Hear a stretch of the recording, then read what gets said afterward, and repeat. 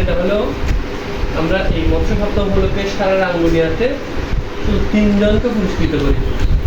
সারা রাঙ্গুনিয়াতে 3 জনকে আমরা পুরস্কৃত করি। এর মধ্যে আপনাদের ভাগ্যবন্ধে আপনাদের এলাকার আমাদের ইতিহাস পাই, ওনাকে পুরস্কৃত করা হয়েছে। কিন্তু অনেক বড় একটা সরকারি তাকে সার্টিফিকেট দেওয়া হয়েছে, সরকারি সনদ দেওয়া হয়েছে। আমাদের উপজেলা চেয়ারম্যান মহোদয়ের কাছ থেকে উনি ওই পুরস্কারটা গ্রহণ করতে সেই জন্য আমি এটা আসলে আমাদের ধন্যবাদ। এটা আপনার গর্ব আমি মর্চাস করে প্রজেক্টটা আমরা আসছি, অনেকবার আসছিলাম এখানে। উনি একজন সফল, আপনি যে কোনো যেভাবেই করেন না কেন মাছ চাষে কোনো লসের কোনো প্রজেক্ট নেই যদি আপনারা আগে আসেন। অনেকে আমরা ডাকাতাকি করে আমার সাঁতার পুকুর সাঁতার বা এই সেইগুলোর ডাকাতাকিতে অনেক পুকুর পড়ে আছে, ওইগুলোও কিন্তু একটা আইন আছে এখন। এটা হচ্ছে পুকুর আইন, পুকুর উন্নয়ন আইন 1949 সংশোধিত 1979 এরকম একটা আইন আছে।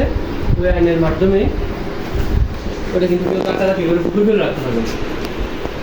ওই আইনের মধ্যে যদি আপনারা যদি অভিযোগ করেন ওটা ইয়াতে গিয়ে অফিসে যদি অভিযোগ করেন, তাহলে ওই অভিযোগের প্রেক্ষিতে আপনারা তখন 3 ভাই একটা পুকুর ভরে আছে, একজনে করবে একজন করবেন, ডাকাতাকিতে পুকুর ভরে আছে, তাহলে যদি ওখানে আবেদন করেন তাহলে সরকারিভাবে এটা হস্তক্ষেপ করবে।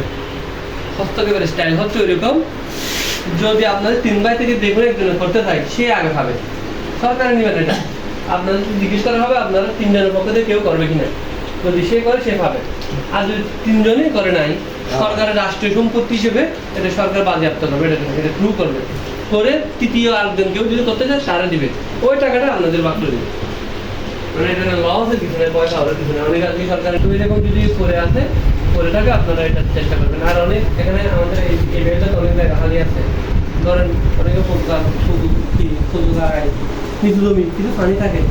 এখন বর্তমান আগের এই দিন নেই, মাছ চাষ করতে গেলে যে আপনার বড় পুকুর কাটতে হবে, আপনি ডুব দিলে তালা পাবেন না, ওই রকম নয়।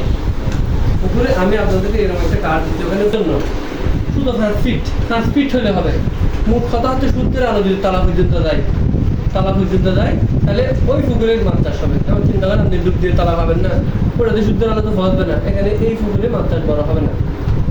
আগেকার জমানা এগুলো আমাদের বাড়ি ঘরে যে পুকুরটা আসলে অনেক গভীর। এখন আপনি ধরেন একটা জমি আছে, কোনো চাষ হচ্ছে না, ধানও হচ্ছে না, হচ্ছে না, পরে আছে পরিত্যক্ত জঙ্গলের মতো, তাহলে ওইটাতে যদি আপনি 3 ফুট মাটি খাটেন, ওই 3 ফুট দিয়ে যদি 3 ফুট আবার হাত তুলেন, তাহলে এদিকে 3.5 মাটিতে 3 কত করে 6 ফুট হয়ে গেল না? না, এটাতে আপনি মাছ চাষ করতে পারবেন, খুব ভালো মাছ চাষ হবে। এইগুলোতেই ভালো চাষ হবে। এই জন্য আমরা অনুরোধ করবো এখানে যে মেলটা এলাকাটা আছে এরকম টাকা যদি পরিত্যক্ত থাকে আপনারা ওইগুলো কাজে লাগান। সরকারি যে কোনো পরামর্শের জন্য আমরা প্রস্তুত আছি, কোনো টাকা পয়সা লাগবে না। সরকার আমাদের বেতন দিচ্ছে তো, আপনাদের জন্য টাকা নেওয়ার জন্য নয়। আপনারা অফিসে আসেন, একদম সবসময় আলাদা খোলা, আর না হলে ফোন করেন। আর এখানে সবচেয়ে বড় হলো গ্যাস ব্যাংক আমরা পুরস্কৃত করে এই এলাকার জন্য মনোনীত করে দিলাম। ওনাকে নক করলে উনি আমাদের অন্যান্য ডিপার্টমেন্টের সাথে ভালো সম্পর্ক, এই যে আগে যায়নি স্বাভাবিক দাবিতে থাকে, আপনার ঘরের লোক আছে, ওই ঘরের লোককে বললে উনি আমাদেরকে কন্ট্যাক্ট করে আমরা আসবো, কোনো সমস্যা নেই। এখন বলতে এখন না পারলে 1 ঘন্টা পরে আসবো, একদিন পরে আসবো, কোনো সমস্যা নেই। আসসালামু আলাইকুম ওয়া রাহমাতুল্লাহি ওয়া বারাকাতুহু। আসলে বর্তমান সময়ে গণপ্রজাতন্ত্রী বাংলাদেশ সরকার বোঝাতে যে সরকার আসবে নীতিমালা থেকে আগে গণপ্রজাতন্ত্রী সরকার বোঝাতে বর্তমান সময়ে বাংলাদেশের প্রায় লেবু, ধান, কমলা সব কিছু সরকার সম্পূর্ণ একটা প্রজেক্ট করেছে। কত অংশ পরিমাণ বাংলাদেশে যে মনুষ্য কামারিতে কত পার্সেন্ট বাংলাদেশের স্থান বর্তমান বিশ্বের মধ্যে মনে হয় 10 নম্বর স্থান রয়েছে না, যে আমাদের যে মনুষ্য প্রকল্প করে বাংলাদেশের যে যুব সমাজ, বাংলাদেশের যে যুব সমাজ আজকে বেকারত্ব মুখ করতেছে, যার কারণে এটা করার কারণে মানুষ বেকারত্ব থেকে বেরিয়ে নিজে উপার্জন করতে পারছে। কেননা আপনারা জানেন যে কোটা আন্দোলন বলে আমরা যে আন্দোলনে লিপ্ত, আসলে আমরা কোটা আন্দোলনের কথাটা এই জন্য বলছি, আমরা অনেকে লেখাপড়া করে, বিশেষ করে চট্টগ্রামের লোকেরা আমরা নিজেকে সার্টিফিকেটধারী মনে করি। অনেক সময় মেট্রিক পাস করলো আমরা কি করি, ঘরে বসে থাকি, কোনো আয় উপার্জনের কাজ করি না, কৃষি কাজ করলো, মাছ চাষ করলো, আমাদের লজ্জা লাগে। আসলে আমাদের বাঙালির একটা বড় দোষ হচ্ছে কি, আমি উপরে উঠে গেছি লেখাপড়া করতে করতে, আমার এই কাজ করতে লজ্জা লাগে, যার কারণে আমরা অনেকটা পিছিয়ে। তবে এই যে কর্মের ক্ষেত্রে শিক্ষা আর অশিক্ষার কোনো মূল্য নেই। এখানে তুমি শ্রম করবে, এটা প্রত্যেকটি মনে করেন কবিরা বলে গিয়েছেন এবং নবীজিরও বলে গিয়েছেন, শ্রমের উপরে কিছু নাই। আসলে এই মাছ চাষের ব্যাপারে উনি একটা কথা বলেছে, কোনো টাকা লাগবে, এটা সত্য কথা। এবং সেখানে যেভাবে উন্মুক্ত করা হয়েছে, একসময় মানুষ এন অফিস চিনত না, এবং উপজেলার যে বিভিন্ন অফিস আদালত রয়েছে সেখানে মানুষ যেত না বলে, এখন মানুষ যে স্বাভাবিকভাবে একেবারে নির্ভয়ে নির্দ্বিধায় যে অফিসারের সাথে কথা বলতে পারছে, এটা হচ্ছে সবচেয়ে আমাদের শতভাগ সফল। এবং আপনারা যাবেন এই কৃষি সম্পর্কে যে প্রথম কারণ উনি দিয়েছে, সেখানে যুব উন্নয়ন থেকে ঋণও দেওয়া হচ্ছে, সরকারি সুদ মুক্ত ঋণ। আপনি যদি পুরো মুরগি ছাগল যাই করেন না কেন, আপনি যদি তাদের ধারাবাহিক মধ্যে চলে আসেন, আপনাকে খুব করে কেউ টাকা দেবে না। আপনার কাজের উপর ভিত্তি করে, আপনার কর্মের উপরে পরীক্ষিত করে আপনাকে সরকার অবশ্যই ঋণ দেবে, সুদ মুক্ত। এবং অনেকে চিন্তাপুরে পেয়েছে, এবং রাঙ্গুলিয়ার মধ্যে অনেকে পেয়েছে, লক্ষ কোটি টাকা নিয়েছে, এরকম ডকুমেন্ট আছে।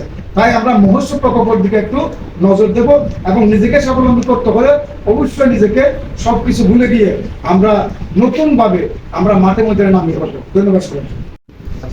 আমি আসলে চিন্তা থেকে মানে আমি ক্র্যাশটা হয়েছি, মানে কাজ যে আগে নিয়ে যাবো আমার নিশ্চিন্তকে ওইখানে উপজেলায় তুলে ধরবো, সেই জন্য আমি এটা হয়েছে আনন্দিত হয়েছে। এটা আমি আমার নিশ্চিন্ত বার্ষিক উৎসব করছি। আমি প্রথম নিশ্চিন্ত কোনো সরকারি কোনো মানে পুরস্কার এই প্রথম আমি পাইছি, হয়তো আমার জানা নেই, কেউ পাইলে পেতেও পারে। আমি আশা করি আমার মতো সবাই সরকারি অফিস আছে, সহযোগিতার জন্য সবসময় যাবেন। যদি এখানে বসে থেকে সরকারের বদনামি করেন, গড়ে এনে আপনাকে সরকার কিছু দেবে না। আপনার প্রতিষ্ঠান কোথায় কি লাগবে ওইখানে যে খুঁজতে হবে। আমি খুঁজছি বিদায় এখন আমিও হইতেছি, আমার কারণে অনেকে হয়েছে। আগে নইলে যেমন কৃষিতে টান হয়তো গোড়ানে চিন্তা করে 2-3 জনে, এখন অনেক মাইসে হয়। আমি বলা যায় আর মোস্ট অফ কি জিনিস মানুষের চিন্তা না, আমি একবার এনে এখানে টেডে এনেছি, অনেকে আছে এখানে মৎস্য অফিস প্রথমবার এখানে। এই জন্য শুধু আমি করবো না, সবাই এগিয়ে আসছে। যেমন এখন তরকারি বিভিন্ন কিছুর দাম বাড়ার কারণ হচ্ছে আমরা আগের মতো করি বিদায়। আগে আমি নিজেও জানতাম না, যখন করতে করতে ট্রেডিং এ যাইতে যাইতে এখন জানি অল্প রুগলে অনেক হয়, কিন্তু আগের মানুষে অনেকক্ষণ অনেক লোক একটু জানতে হবে। আমরা জানার কারণে বিদায় আমাকে চিনে সেই জন্য, এবং নিশ্চিন্তা করে মানে আমি প্রথম এগুলো কারণে আমার সম্মানিত হচ্ছে মৎস্য অফিস থেকে। আমি তাদেরকে ধন্যবাদ জানাই, তাদের কাছে কৃতজ্ঞতা জানাই, এবং আশা করি আমাদের নিশ্চিন্তা করে আরো ছেলেমেয়েরা ভবিষ্যতে ভাবে এই আশা ব্যক্ত রাখে। আমার বক্তব্য শেষ।